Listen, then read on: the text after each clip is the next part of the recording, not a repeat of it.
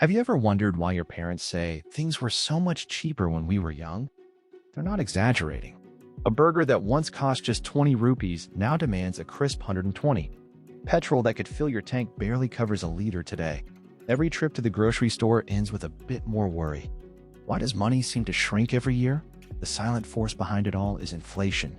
And today, you're going to understand exactly what that means, simply and clearly. Welcome to MintMind, the place where banking, insurance, and finance turn simple and practical for everyone. Let's dive in. At its core, inflation is the rise in prices for goods and services over time. Or put another way, as prices go up, the same amount of money buys less. Picture this. Today, 100 rupees at your favorite shop gets you a burger, a drink, and a snack. Fast forward a few years, that same bill might only cover the burger. Why? Because prices rose, but your money didn't keep pace. That's inflation in action. Inflation affects nearly everything. The food on your table, the fuel in your car, the rent you pay, your education, medical bills, transport, even your family outings. This is why it's a crucial topic for anyone wanting to understand their finances, and even more so, for those who want to plan for the future. But why does inflation happen at all? First, let's talk about demand. When more people want to buy something and there isn't enough to go around, prices climb. Imagine 10 concert tickets, but 1,000 eager fans' ticket prices shoot up. This is demand pull inflation.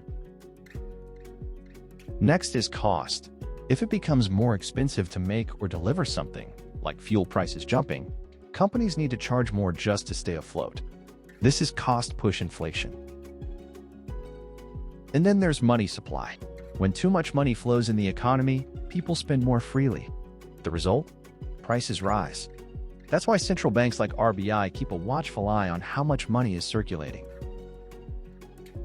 Now, not all inflation is harmful. In fact, a bit of inflation is a good sign. It signals growing businesses, active shoppers, rising salaries, and a thriving economy.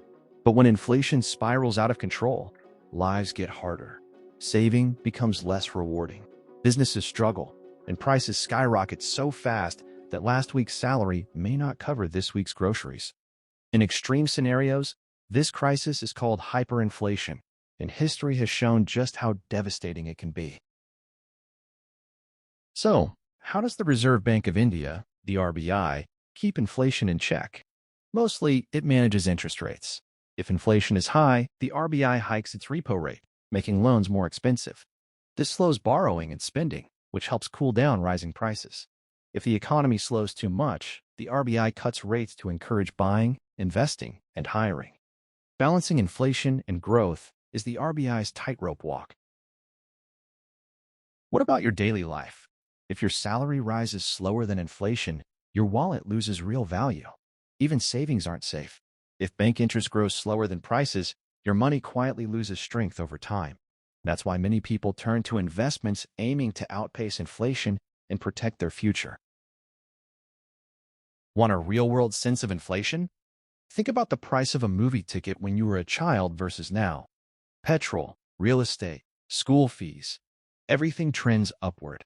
That's inflation, slowly transforming the economy, our choices, and our dreams. Let's recap. Inflation means prices rise over time. It's caused by strong demand, higher production costs, or too much money in circulation. A little inflation is healthy, too much can be dangerous. The RBI's key tool is interest rate management, steering between growth and stability. And the effects? They touch every part of your life, from your paychecks to your plans. If you found this helpful, subscribe to MintMind. Hit the bell icon for simple, practical guides on banking, insurance, and finance. What's the next money mystery you want solved? Drop a comment below. Thanks for joining us. Keep learning, stay empowered, and we'll see you in the next episode.